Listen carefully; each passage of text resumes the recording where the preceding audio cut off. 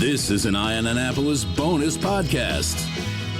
Well, we're popped over here back at the Michael Bush Library, which is becoming one of my favorite little podcast spots here. But we are speaking with Natanya Levioff again, who is the race director for the Travis Manion Foundation's 9/11 Heroes Run. How are you again?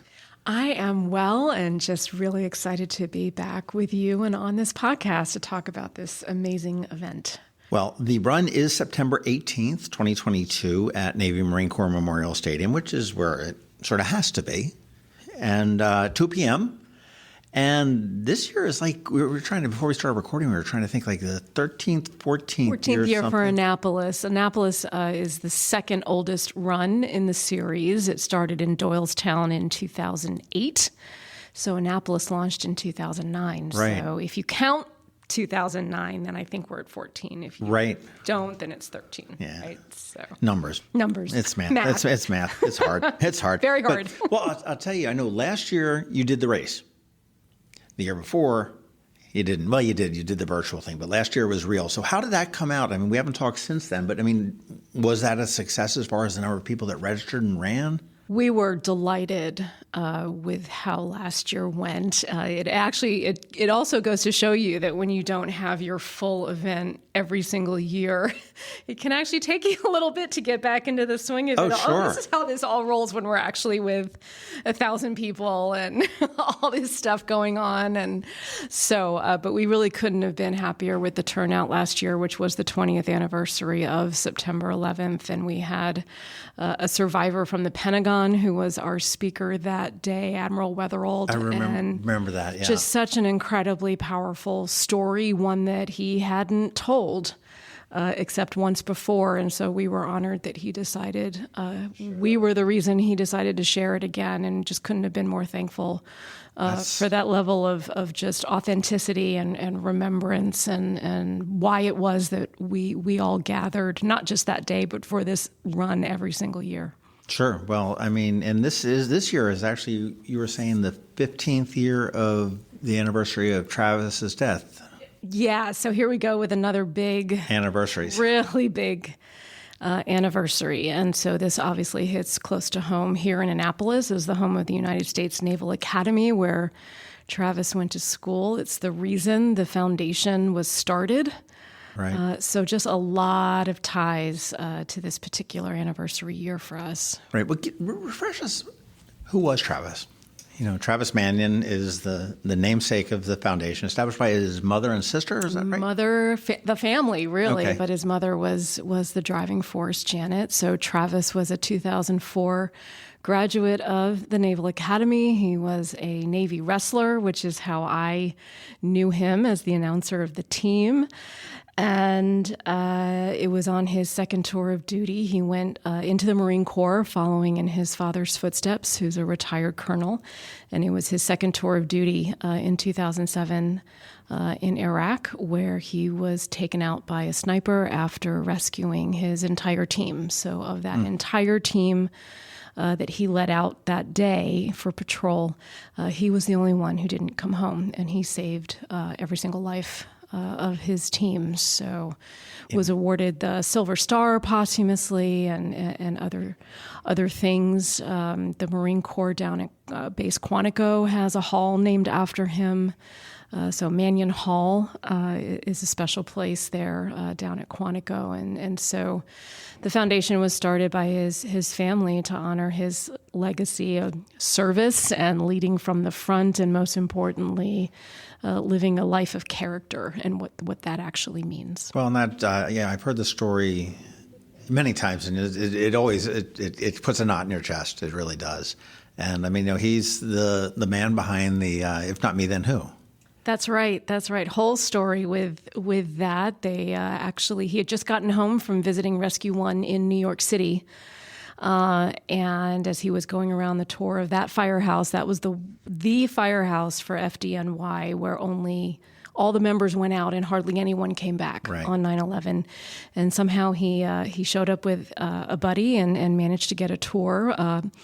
And one of the firemen there at the time was a retired Marine, so they had the Marine Corps in common. And something that Travis came back with after that visit was just really being blown away by the fact that all the staff that day that he met at that firehouse were thanking him for his service. And he was really only about 1.5 years, 2 years in to being a Marine. They sent him home with a hat that he gave to his dad, said, hold on to this for me. And his brother-in-law, they went out to the Eagles game right before he went for that second and what would be final deployment and festive game for all of you who follow pro football. Right. We all know how Philadelphia can be, especially when the New York Giants are in town. So not quite as bad as when the Cowboys are in town, but quite that's as bad. I think that's probably anybody's reaction. No offense to our Dallas Cowboys fans, but as a Philly girl, it's just the way it rolls. Anyway, you can imagine festive atmosphere. The Eagles pull out the win against the Giants, and as they're leaving, they come to a staircase to head down, and his brother-in-law looks at him and says, "Hey, Trav, what would happen if I kind of pushed you down and you broke an arm or a leg? You wouldn't have to go back." And it just was really weighing on his brother, even though they were in this fun atmosphere. His brother-in-law that Travis was leaving again very quickly after coming back from his first deployment, and in the middle of this festive Eagles win and people leaving, Travis got very serious and stopped and looked at his brother-in-law and said, if I don't go, someone less trained, less aware of the situation, less prepared would be the one to go. If not me, then who? Wow. And then that's how the tagline came to be for the foundation. Unreal. Well, the race is is it a 10K, 5K? 5K, and we also have a 1 mile family fun run walk. And you've got this thing called a Go Ruck. We have a thing called a Go Ruck. And what is a Go Ruck? So Go Ruck is another organization with whom we partner. It's a veteran-started organization, and all across the military, regardless of what service you're in, part of things you may have to do is get around with huge backpacks on your back. And so the veterans that started Go Ruck took that scenario and decided to create a whole community. So it's kind of a fitness thing, but based all around this notion of rucking and with weights and things of that nature. And you can be as much or as little in this as you want, but you put a backpack on your back and put some weight in it based on what the requirements are. And you get walking or running or jogging or however, whatever level you want to be at. And you go for it. And you go for it. You betcha. It was funny one time, and I don't know whether they still do it. I presume they have. I haven't been in a couple of years, but sea trials at the end of the plebe year for, the Naval Academy. Yeah.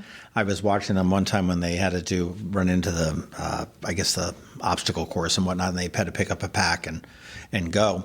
And I happened to notice that some people were picking them up, and they were just like down there, like little rockets running across the field. And there's others that are just like, oh my God! And I asked one of the detailers, detailers, and he says, "Yeah." He says about half of them have varying degrees of weights in them, but as soon as they touch it, it's theirs. He says, so they can't pick it up. So I mean, you might have this little small female mid, or any small mid, all of a sudden, pick up like this 75-pound backpack, and they're stuck. And you've with got it. the 300-pound, You may have grabbed empty a 5-pound one, right? And off they go. And I said, "Man, you guys stink, man. That's horrible." But it was very interesting. All part of plebe summer. It is. It's fine. My favorite.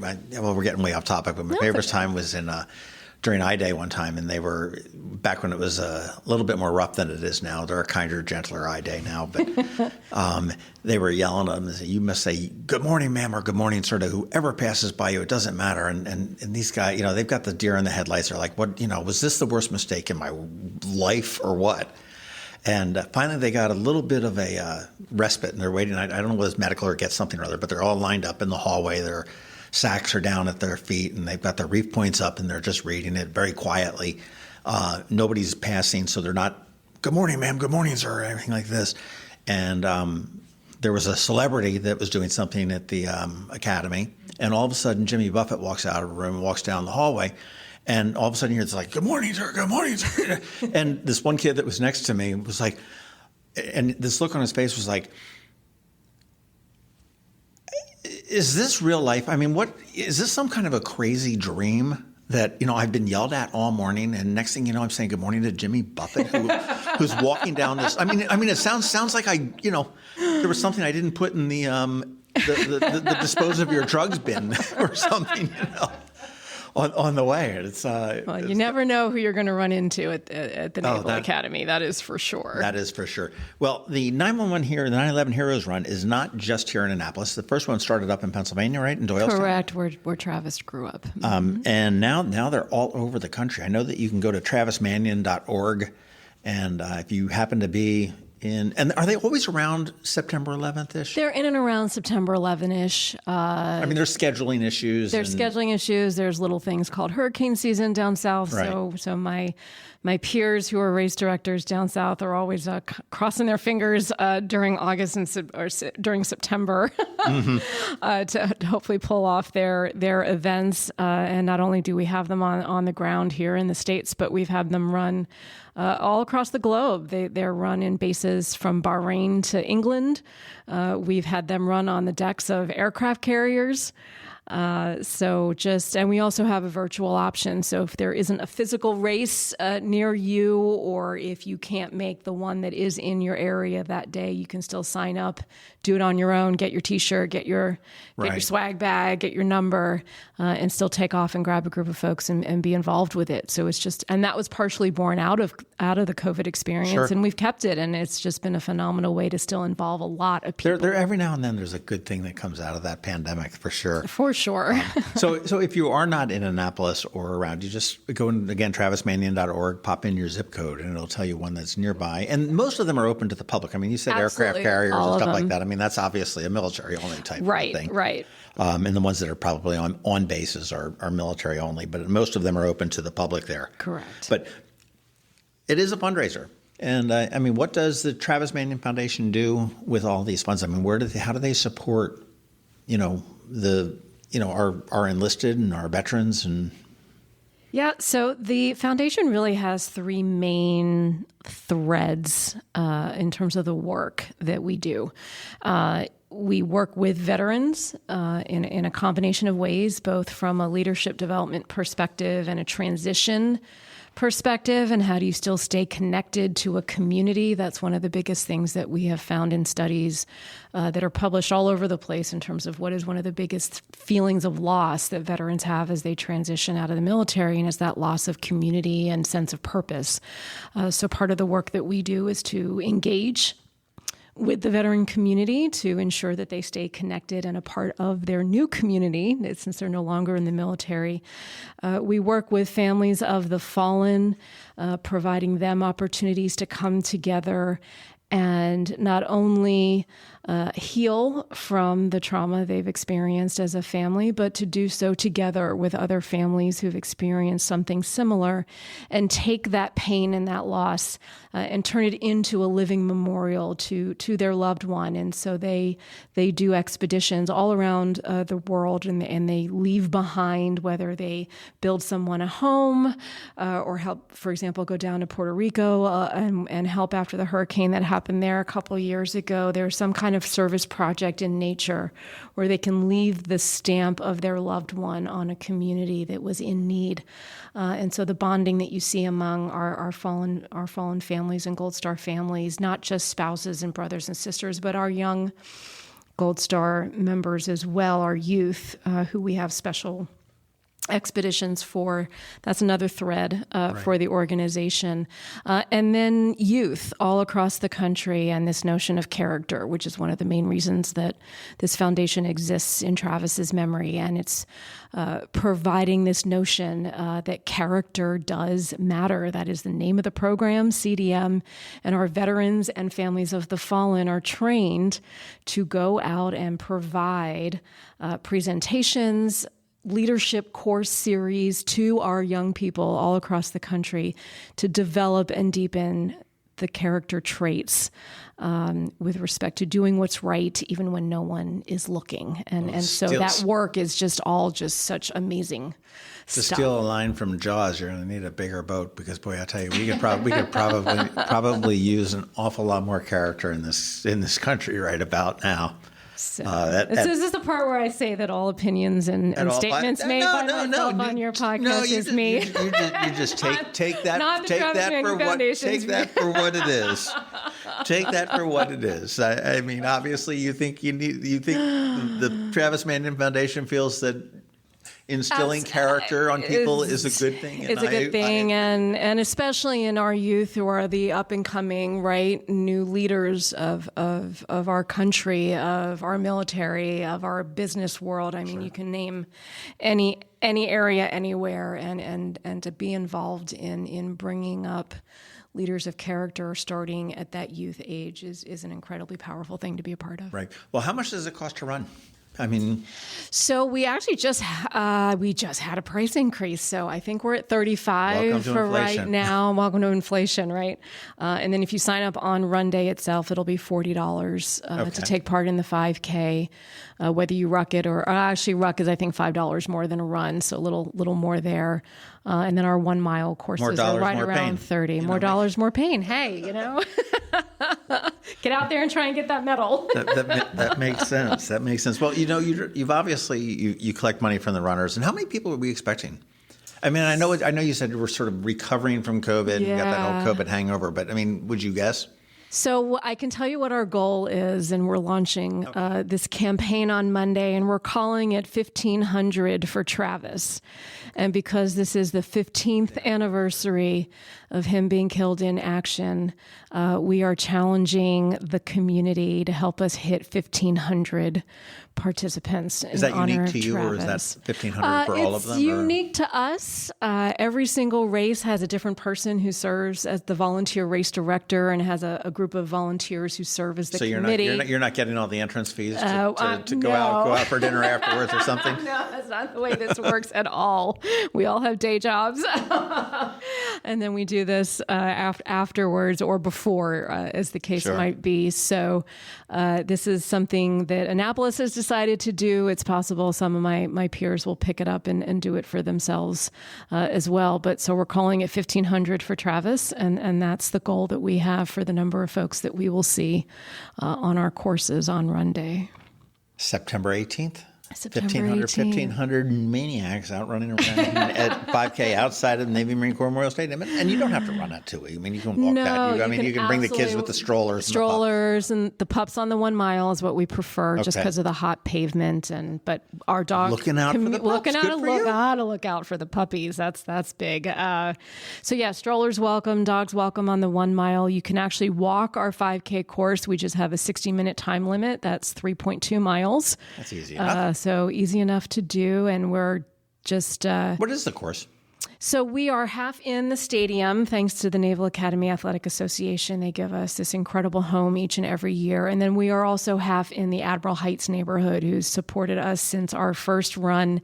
And they turn out on their lawns, and they help cheer as our runners are coming through. They'll do their own hoses and water arcs to try to help cool folks off, even though we have water stations throughout the course. So the support from the Admiral Heights community is just wonderful to see each and every year. And each and every year, our runners talk about the support from the neighborhood. You bet. They don't like my course too much sometimes. There's some nice little challenging inclines, is what I call them. But it's for a good cause, and it's for remembering and honoring, and I'm okay with our course being a little bit difficult for folks to very small sacrifice in comparison. That's for sure. Exactly. And and parking is at the Naval Academy, and they always charge. Academy, so yep, sure $10 a car. So there is that. And then you also have sponsors too. I mean, I saw that you have Annapolis Cars is doing it. And I mean, you're hard pressed to turn around to find an event that they're not involved in some way. I mean, they're such a great local company with, they've got the Volvo, Volvo, Genesis, Subaru, Hyundai. Yeah, they've been with us since day one, and we can't speak highly enough about Michelle and her team. And we've now extended that partnership for the last 5 years. They donate their registrations, and they pick up the tab for additional registrations for one of our other partners, Athletes Serving Athletes, that provides an opportunity for people with extreme physical or mental disabilities to have a team around them, be put in a special kind of chair and get to do a run with experienced runners who are helping push them. I've got a friend of mine that does that and pushes, And they get to experience what it is to be a runner, even though they physically are unable to do so. And it's those kinds of community connections that we really look to help facilitate.